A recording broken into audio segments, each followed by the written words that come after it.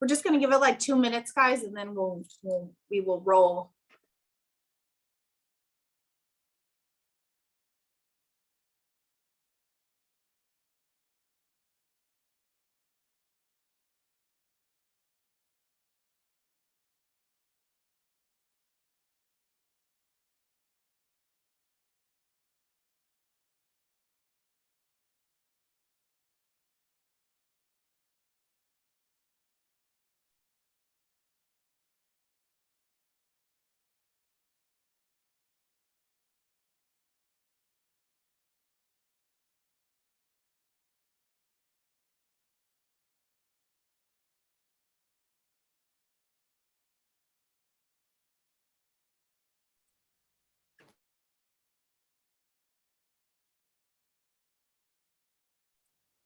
Guys, also, I would take notes. I'm definitely going to take notes from Wayne. So have something out that you can take notes with. One really big thing with sales is, and something that helped me when I started is learning from people like Wayne, Jack, you, people that had success before me. They would use certain words, like specific words are planted into their script or what they're saying, but specific words are there for a reason.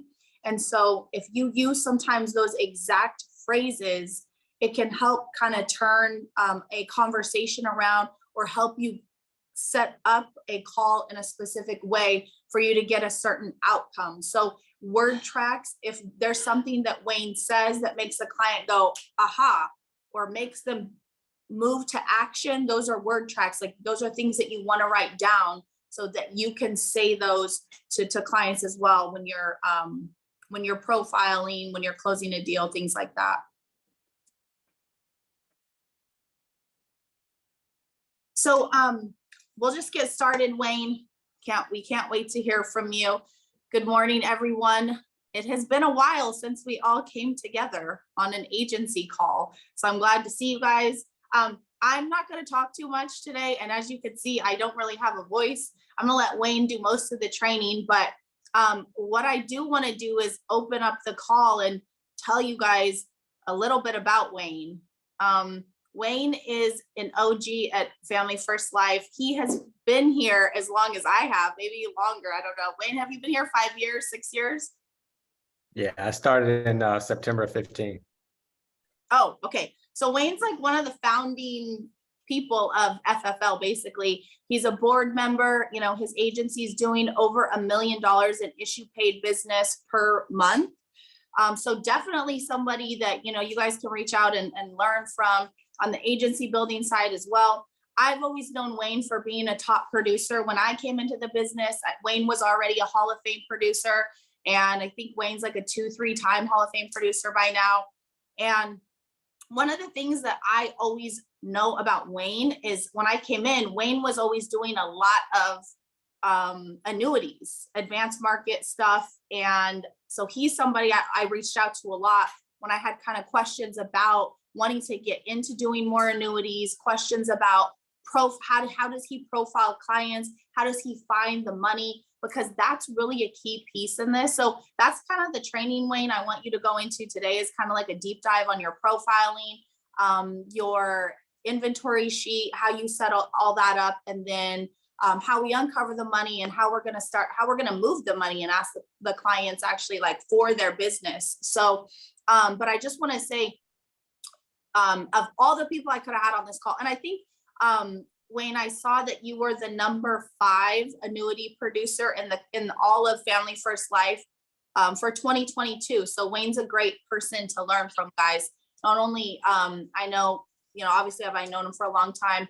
No, he's highly, highly credible, but continuing to do something at a high level year after year after year. That's really what impresses me about certain people in the company, right? Because anybody can have a good year, anybody can have a good month, anybody can have a good week, but someone that can consistently build their business over time, stay consistent, but also stand out from the crowd, that's not easy to do. So that's somebody that we want to learn from today. So Wayne, I'm gonna let you kind of start. If you want, can you start with some of your sales process and kind of talk us through you know, whatever you have to give us today, but I would really like to go into the financial inventory sheet. Yeah, no, absolutely. We can definitely start there. With the financial, because that's essentially where it all starts. First of all, thanks for having me. And thanks for the introduction. I can tell you that when Brittany came on shortly after, I remember exactly where I was. I was over in Volusia County pumping gas at a gas station, and she just flat out told me, she was like, "You suck at marketing yourself. Like nobody knows who you are and what you do, and it's a shame because you have all this information that nobody can tap into because nobody knows that you have it." So, and that for me kind of changed my perspective on myself and this business and kind of the way that I do things, not immediately, but it's largely a part of why my social media looks like it does today. So I appreciate you for that, Jim, and taking the time and pulling up, not knowing me from a hole. Well, shouldn't say not from a hole in the wall, but not knowing me too well, but having the consideration to share that with me. So I definitely appreciate that. But the profile sheet, it really, for me, it starts with the intro, whether you're doing mortgage or final expense. My rapport building is extremely intentional. So if I'm doing mortgage, I'm asking about, why they filled out the forms. Like, I'm guessing you filled out the form. So if something happened to one of you, that the survivor wouldn't be left trying to figure out, and obviously I use the specific names, trying to figure out how to manage this with the loss of the other person's income without it dramatically affecting the other person's lifestyle. And they always say yes. And then immediately, because I want to uncover it in the beginning, I want to say, so have you thought about that? Do you have anything in place to help them keep things together? Is there any existing life insurance or anything? Or is this meeting contingent upon your ability to protect that? And they'll answer. And then I'll typically go one step further and say, what about like assets, 401k, CDs, IRAs? Because I want to do it in the beginning and ask that question so that when we get to that point in the actual profile sheet, and I'll show it to you here in just a second, if I can get the ability to share my screen at some point. I don't want it to be foreign, and I don't want any pushback. I don't want them to ask why I'm asking about it, why I'm probing about it. So if I ask about it high level in the beginning and then revisit it in the end so that I can dig a little bit deeper, then it softens the blow and it increases the likelihood that they're going to share it with me. And then from there, I'm just going through the inventory sheet and I ask the same questions if it's final expense or internet lead, because a lot of times they're retirees. One of my largest annuities last year came from a 1-month-old internet lead. So if you discount and don't stick to the process and don't ask the question, then you'll miss out on a lot of opportunities. So I think my profile sheet looks a lot like the rest of them. I just kind of tailored it to my in-home, and I use the same profile sheet, be it mortgage protection or final expense. And this is one that's filled out. Obviously, you can't do much with it, but you can see it's separated into two different sides, because I want them to understand that they're two separate entities. And when I ask the questions about the income, they can truly see what the other person is left with. Like, this person owns an auto repair shop that they're going to sell in a couple of years, but for now it's his. She doesn't have access to it. If something happens to her, he has it. If something happens to him, he has to figure it out. And then fast forward to the end where you asked the golden question, they had already told me that they had a 401k that they weren't really doing anything with, that was just sitting there. And she said it was going up and down, and Paul said mostly down. So obviously now I have those cues and things to lean on. If he says mostly down and I want to protect it, I already know that that's a pain point for him because he said mostly down. And for her, it's a sensitive subject because she said it's just going up and down. It wasn't very large, but it's still money to protect.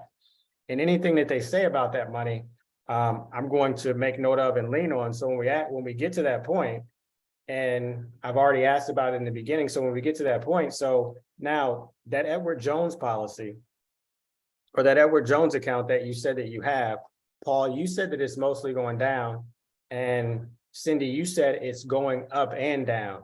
So is it fair to say that you're a little uneasy when you get the statement on a monthly basis? And of course, they're going to say yes, because they already told me that. So if your account is either going to do one of three things, it's either going to go up, go down, or stay the same. If we could eliminate one of those, which one would it be? And they're almost always going to say go down, or they're going to ask what you mean, and you just clarify the question.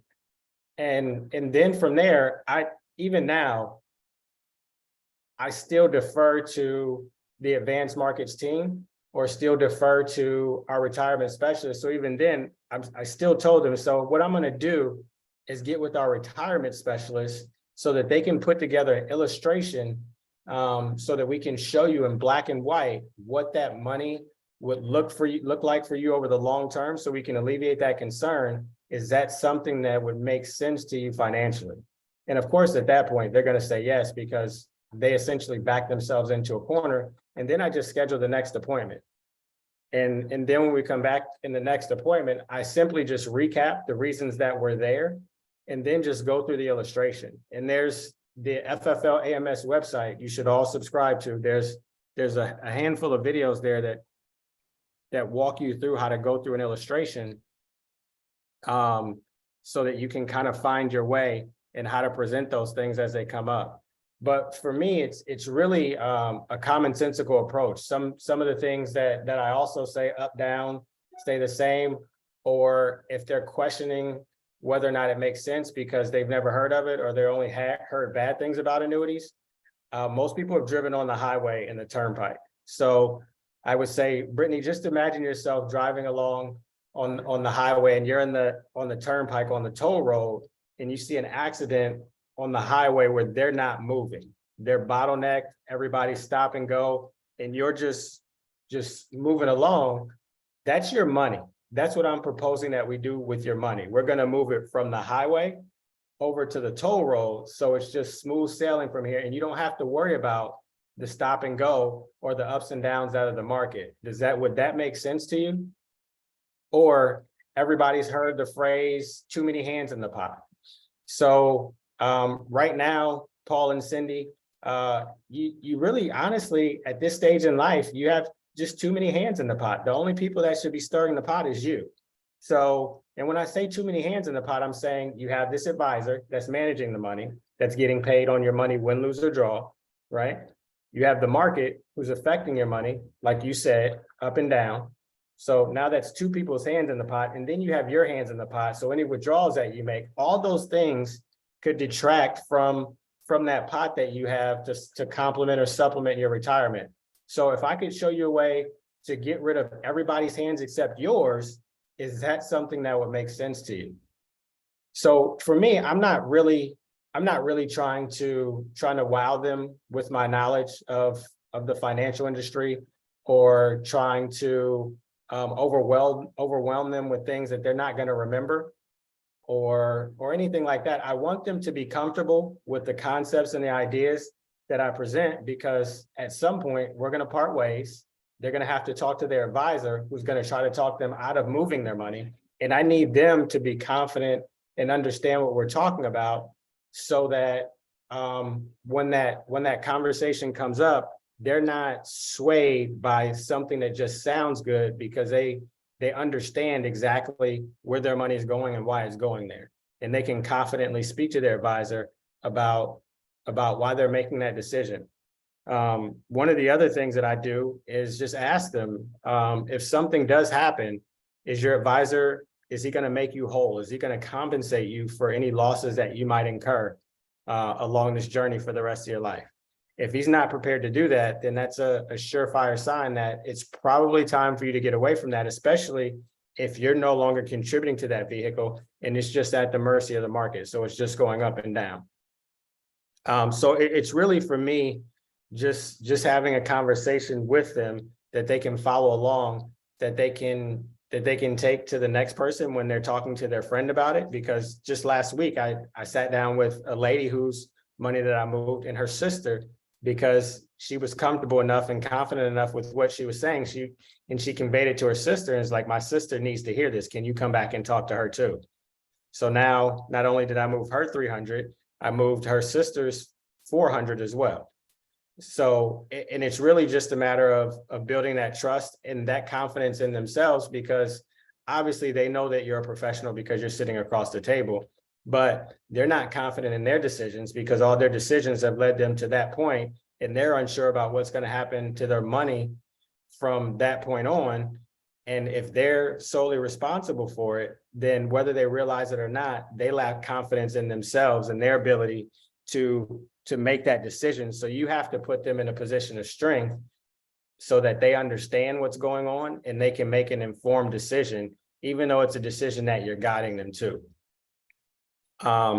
And then some of the other things, and you can download these things from the Athene website, and this is where I guess where kind of a lot of the verbiage comes from, is the collateral that Athene has for you. So if you go to Athene's website and just download the information, they have this packet that's just on their information.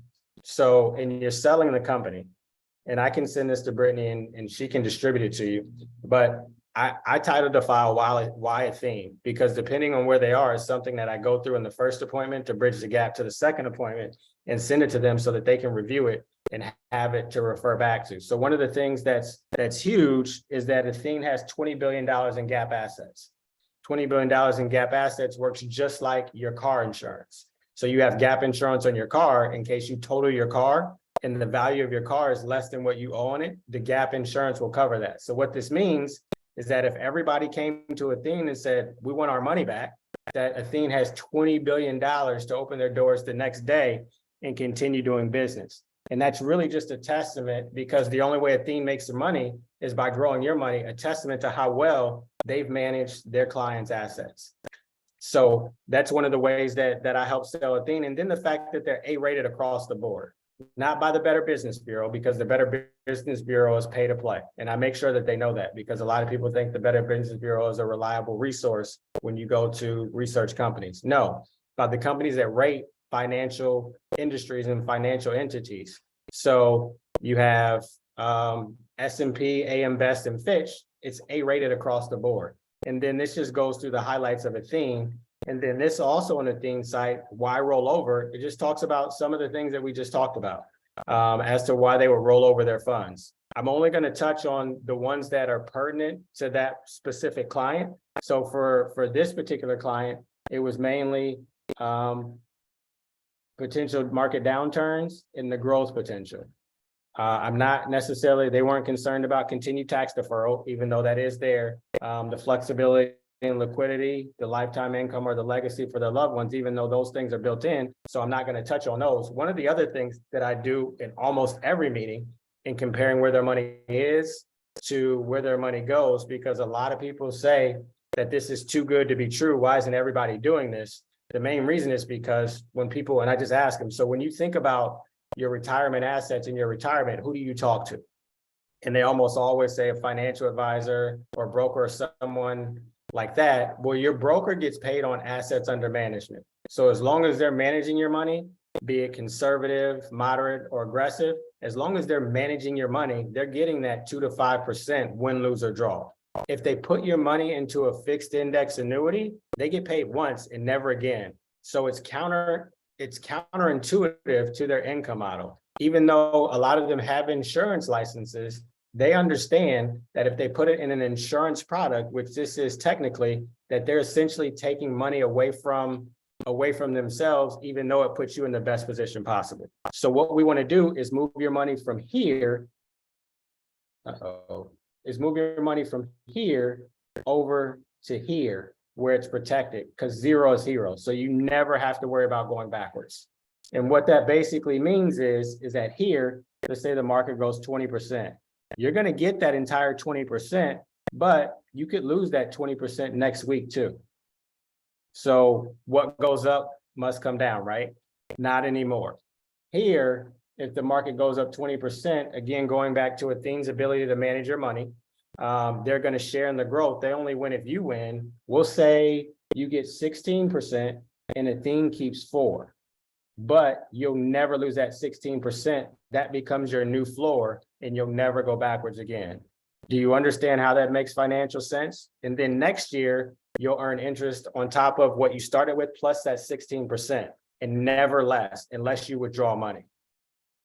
So that typically, and that visual typically brings things home for them because it's the difference between where they are and where they're going, and they have a visual. Most people are visual learners. And if that still doesn't help, then we go here. Again, we're talking about protection from market downturns, locking in your gains, because once you get it, you can't lose it like where you are now. You never go backwards. So the green line is what I'm proposing, and the red line is what you just described to me. So even over time, since the fixed index annuity was introduced in 1998, if we were to start there with $100,000 today, you would be ahead. Now, there were times where you would have had more, but like we just talked about, you would have lost too. And right now, you're not really in a position to wait another, for another 34 years, 24 years for the market to rebound or to sustain those blows that the market can deal to your account, because you're in your decumulation phase. There's 2 phases in retirement, and you have your accumulation phase and your decumulation phase. You're in your decumulation phase where you're spending the money down. So we want to make it last as long as possible. And going back to what I said before, one of the ways that we do that is by eliminating hands from the pot. So you're the only one stirring.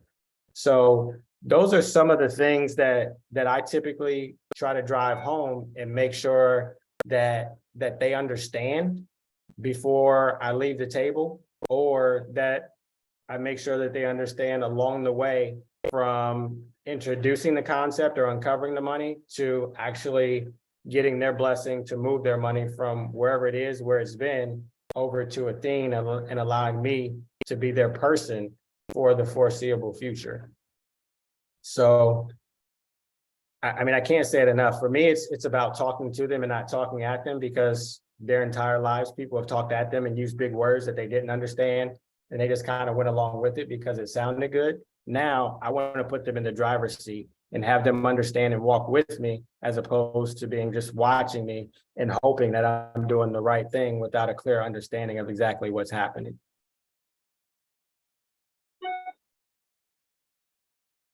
So does that kind of make sense? That makes a lot of sense to me. Wayne, there's so many things, like little things that I wrote down along the way, but one of the things, guys, that Wayne touched on was the ability to lock in gains through the annuity side. So as he mentioned, with stocks, because they're so volatile, then they go up and down. In 1 year, you might be looking at a 30% gain, but if they're losing 15% in the next year, that they're never locking in. They're always going up and down, up and down, up and down. And so one key thing for me has been explaining exactly that part to the client, that those gains are locked in, like they're realized gains. Because the only way that like something is realized is at the time you make a withdrawal in stocks, right? So they literally have to withdraw that money in order to retain that whatever they made in that year, right? So with the annuity, it's like, I think when I started, Wayne, I don't know where that, I carried around this like laminated little chart, but it shows you, I wish I knew where that was. Remember when it showed you like during the market crash and showed you what the stocks did, then it shows you what the FIA did. And then, and it kind of shows like the, do you have that? Yeah, the bull versus bear market. Yeah, yes. Yeah, that thing is, I used to carry that around with me in the house for like 3 years. But I don't know if this is going over some of your guys' heads, which is, normal. I'm going to open it up for questions and things like that. But I also had some questions, Wayne, in terms of like when you're talking to a client, do you tend to stay away from the word annuity? And do you use like FIA? Because if annuity has, like, if there's a negative connotation around hearing annuity, or what's your approach to that? I I think this is what you're talking about. I don't necessarily shy away from the word annuity anymore. Because one of the things that I do is I just educate them on the annuity, because eventually it's going to come up and their broker likely is going to say, oh, it's an annuity. Those are bad. Stay away from it. So one of the things that I do is preface them before they go talk to them. It's like, hey, when you talk to your broker, he's going to tell you two things. He's going to tell you that annuities are bad because your money's locked up and you don't have access to it. And then I'm going to walk them through how they access their money. How they can access the funds 10% in 1 year and then 20% the next year. So they still have a superior amount of liquidity, and it's honestly protecting them from themselves, from spending the money down too fast. And the other thing that they're going to say is you're committed to those funds. You're committed to that for your money's locked up for 10 or 15 years. It's like, yes, it's a 7, 10 or 15 year commitment, but that's in exchange for guaranteeing you no losses. And the only thing that that's saying is that you're going to leave a certain amount of the money, 90% a year there, or 80% in the year where you didn't make any withdrawals with them, so that they can manage their funds appropriately. And those are the things that your FA is going to use to try to sway you from moving the funds. The other thing that you need to understand, that what they're talking about is an antiquated concept of what an annuity is. I think this is what you're talking about, Brittany. Is an antiquated concept of what annuities are. So the fixed index annuity, just introduced in 1998, and much like people that have been in the business forever, they don't go back and re-educate themselves on what's out there. So the fixed index annuity is the newest retirement vehicle, fastest growing retirement vehicle in the industry.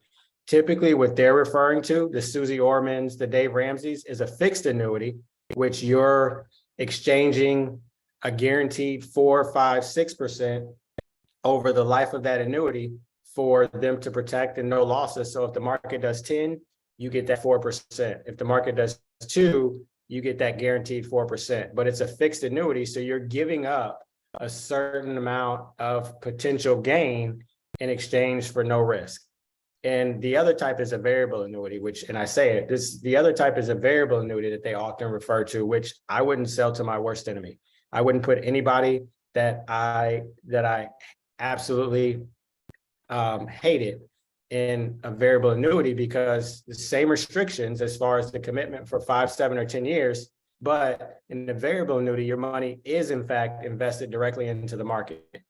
So now, not only are you tied to it, but if something were to go wrong, you can't stop the bleeding without inflicting more harm. Meaning that if you pull the money out while it's going backwards, now you're subject to those surrender fees because you committed to 5, 7, or 10 years. And because you tried to pull out early, they're going to penalize you as a result. So just make sure that they're not talking about one of those two, and they're specifically talking to you about indexing, fixed indexed annuities, and we can compare apples to apples. So Wayne, let's say that you're talking to me and I'm not educated at all about what an annuity is. I am, 50, I'm 48 years old, let's say. I have a 401k, an orphan 401k from my old employer. And you're talking to me about options, about what to do with that money. Cause I'm like, yeah, this year was terrible. I lost a bunch of money. I don't know what to do with it. And you're talking to me about an annuity. And I say, well, what's an annuity? How would you explain that to a client? How do you break that down? Yeah, I mean, it's really it's an insurance product. So me as a licensed broker, I have a license to help you protect your 401k. So what you just described never happens again. So it's an insurance product where you essentially park your money with an insurance company, and they guarantee you no losses for a fixed period of time.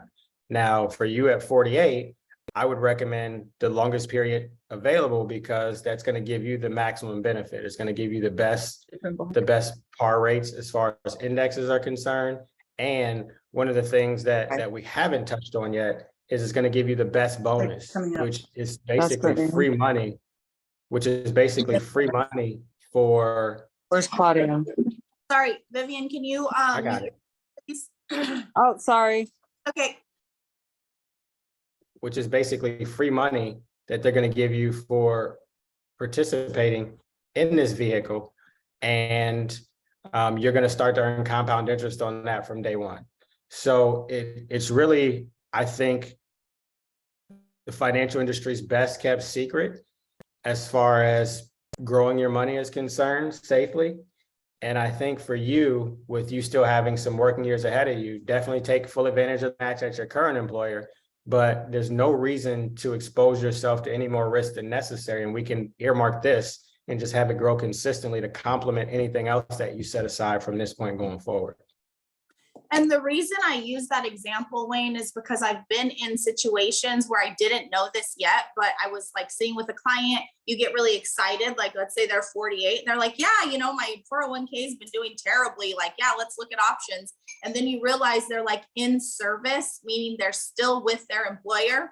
So they're typically, right, there to be at least an age limit where we look at where they're eligible, right? So give us some scenarios, Wayne, in which an annuity may not be the best fit for a client. Yeah, I mean, if they're still actively contributing to their 401k, that same 48-year-old, and it's not an orphan 401k from a previous employer, it's their current employer, then I'm not going to touch it because they're still contributing to it. Their employer's still contributing to it. So the likelihood at that point that they'll rebound over the next 17 to 20 years before retirement is pretty good because they're getting free money. They're still buying low when the market goes down, the same amount of contributions, all the reason that a 401k makes sense. So I wouldn't advise them to touch it. If they're nearing retirement, then we may figure out kind of how much they're contributing, if they want to continue contributing to it or just maximize their income over the next few years. And then it becomes a matter of finding out whether or not their employer will actually let them move the funds without. Can you mute your line? Thank you. I got it. Without leaving their employer, because a lot of employers, like you said, won't let them move the money while they're still employed. But if they're 59 and a half, then they can just take it as a qualified, whatever amount as a qualified distribution from the 401k, and it just be a direct rollover into whatever vehicle that they want to move it to. So it really comes down to just developing an understanding of where they are first and foremost in life, what their mindset is in regards to where they are and planning for retirement, and what their goals are in retirement. If they're scared to death and they're nearing retirement because of what's going on in the market, then, I mean, sometimes last year we get that money out now and just have them bonus it, and then they just stop contributing to their 401k, or they continue whatever they want to do, but we get out what they have there so that there's no more worry about at least losing that $100, $200, $300,000, and it's just going to grow consistently for the rest of however long they decide to work, and they don't have to worry about that, and they can guarantee that they have that for retirement. So for me, I know a lot early on, I listened to a lot of Matt Smith, because then it was recordings, they weren't Zooms, but a lot of Matt Smith, and like she said, picked up on his word tracks and use those things in the house, because if you sound smart, people think you're smart. And if you say things that smart people say, then they'll just assume that you're smart too. So a lot of it is just like anything else. It's just copying from the people that are doing it at a very high level. Now, Brad Allen is one of my favorite people to listen to and talk to in regards to these conversations, because he's such an easygoing guy. And I'd imagine just puts everybody at ease when he sits across the table, and it kind of fits my personality. And he sells a lot of annuities. So I still continue to pick those people's brains. Spencer is another good one, just the way his mind works and how he thinks about money. So there's a lot of people here that you can pull from, aside from those people that you saw on stage. As far as annuity production is concerned, that will give you a wealth of information to get you from where you are to wherever you want to be as far as production is concerned with simple retirement solutions. This is going to be called. Wayne, I know that we could talk for like literally hours. And one thing about Wayne is, if you guys notice, he kind of went into some history. He knows facts and figures that I think a lot of people that actually sell annuities don't know, right? So we got a lot of good information from Wayne, a lot of really good background. I know a lot of you guys have some questions that I'm going to open it up to, but before we do that, Wayne, can we talk about like our income potential? Because I think a lot of people on this call are very new. Most people have never sold or converted an annuity.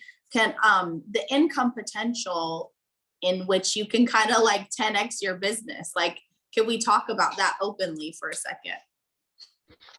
Yeah, I mean, it's like a cheat code. I mean, you figure even your first annuity, if it's a $100,000 annuity, your very first annuity is the equivalent of protecting 5 families.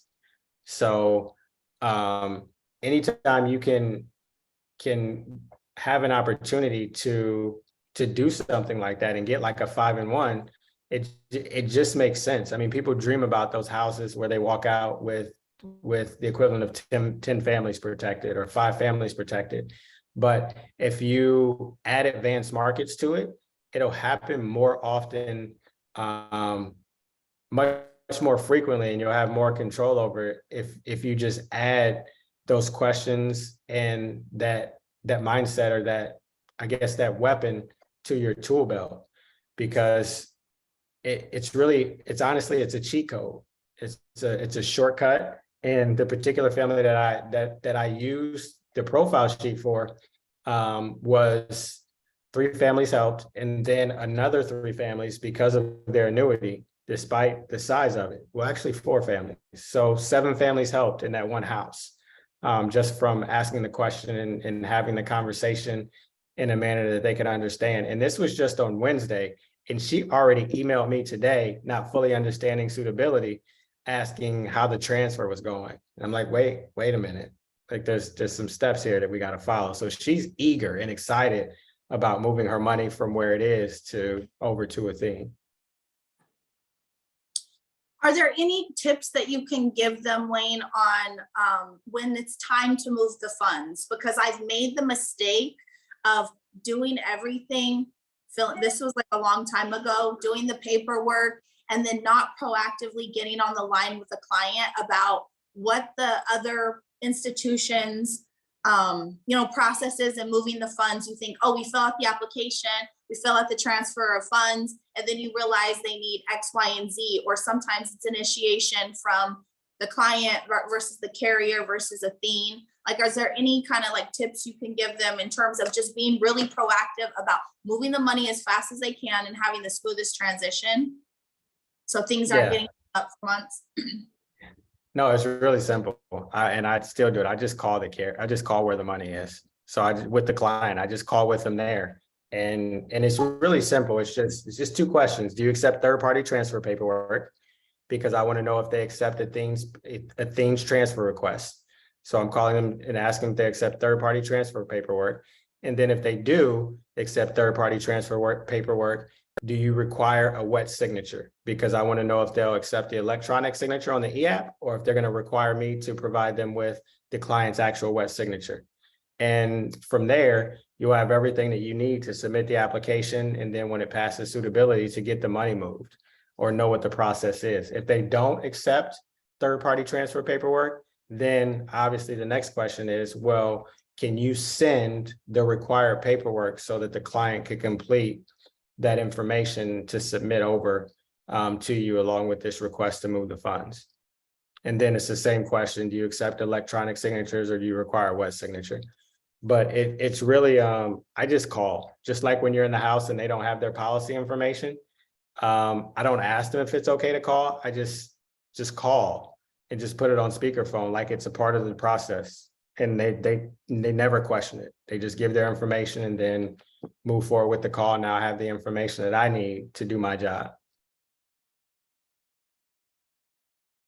Love that. Super easy. And if you notice, when I asked Wayne, if a client says, what is an annuity? He just kept it so easy. It's an insurance product. It protects you from market downside. like things that are so easy that I know you guys all can adopt and put into your presentation. If there isn't anything else, Wayne, that you want to cover, I'm going to open it up for questions. I know JP has questions. He was texting me. Hey, what's up, Wayne? How are you doing? I'm doing well, JP. How are you? Good. Your training is fire, man. I love it. I'm following the word tracks that you're using. A lot of new agents don't understand the words you're saying. It gets people to, like trust you and want to do business with you. So I appreciate your training. The question I have for you is, for a new agent that's jumping on that might not feel so confident in their abilities, how would they, talk about annuities? What would they do? What are some of the questions that you ask to transition, that conversation? I think one of the biggest things that I even do with new agents that I work with throughout the hierarchy is just have them uncover the money and do the same deferral process that I do. Everybody can remember your money's going to do one of three things. It's either going to go up, go down, or stay the same. And then when they do that, ask them which one to eliminate. Obviously, it's going to be the go down, and say, perfect, JP. So what I'm going to do is I'm going to get with my retirement specialist and have them kind of draw what that looks like for you. Can you grab a statement for me so that I can provide for them so that we can make it as accurate as possible? And I get a statement. If they don't have a statement, no big deal. I want to know about the amount so I can come back, because I don't want to push. But if I can get a statement that indicates a certain level of trust, that they just don't have it, I'm not going to assume that they don't trust me. I'm just going to take it at face value, and then just take that and go back to either ask a specialist and submit it to ask a specialist, or for the people on my team, a lot of time they either do a combination of ask a specialist, come back to me with what the specialist sends them, or just come straight to me. We schedule that follow-up, have them schedule the follow-up appointment from the first meeting so that we don't have to chase them down. And then more often than not, their first annuity, I essentially just step in and split it with them. So I step in and take it from there, walk them through so that they can hear it, and gain the confidence and see that it's not as daunting as they think it is. If they're comfortable, then I'll just prep them for that meeting, and then they can just call me from the meeting. But typically, if they see me present it one time, they're confident and they realize that everything that they were concerned about was just something that they built up in their head that doesn't necessarily need to be a concern. And the second one, they're more likely to try to tackle on their own and just come to me with any additional needs or any questions that the client might have while they're in the house. And then from there, they're practically annuity specialists and just building on that foundation. Because the client doesn't know what you don't know. And they only know what you're sharing with them. And 9 times out of 10, what you're sharing is enough for them to be comfortable moving the money from wherever it is, where it's at risk, to what you're proposing. That's so true. Thank you for that. I have one other question too, because I know I made this mistake like 2-3 years ago, where I tried to close the annuity on the first, when I was just talking to him, I was so excited. So in my experience, I typically close annuities in maybe 3 or 4 touches. Is that the same for you? More often than not, it's 2 or 3. Just because that deferral process where I come back with the illustration. Sometimes and I have done it a few times. If they're just super eager off of the information that I gave them, then I'll continue into what I would normally save for the second meeting and just run the illustration on the spot. And if necessary, I mean, some I've sold without the illustration, even just on the concept alone, and just move forward and go that way. But definitely 2 or 3 for the most part, especially at this stage in your careers. But there'll come a time when you'll start to recognize when people are just ready to go. Thank you. I think we had a question in the chat. Let me see this really quick. It said, Isaiah, if someone rolls a 401k into an annuity, what is a tax/penalty cost? It goes from, if it's qualified funds, it'll go to another qualified account. So there's no penalties or no taxes until they start withdrawing from that account, just like if they left it in their 401k and started to withdraw. So it's going from So- one deferred account to another. So maybe you can explain the difference between qualified and non-qualified. So there's a difference with when we're moving money around, if it's taxed or not taxed yet. So Wayne, what's the difference between that? Because I knew exactly what you meant, but some new people might not understand what you're talking about. No, it's qualified funds is pre-tax money. Non-qualified funds is post-tax. It took me a while to understand that, but now it's pretty simple now. But yeah, if it hasn't been taxed yet, typically your 401k that's contributed to pre-tax is qualified funds. And if it's post-tax, a Roth IRA, a savings account, anything that's already been taxed, it's non-qualified funds. Let's see what else we have in the chat. Can you attach a blank client worksheet in the chat or distribute it to Brittany?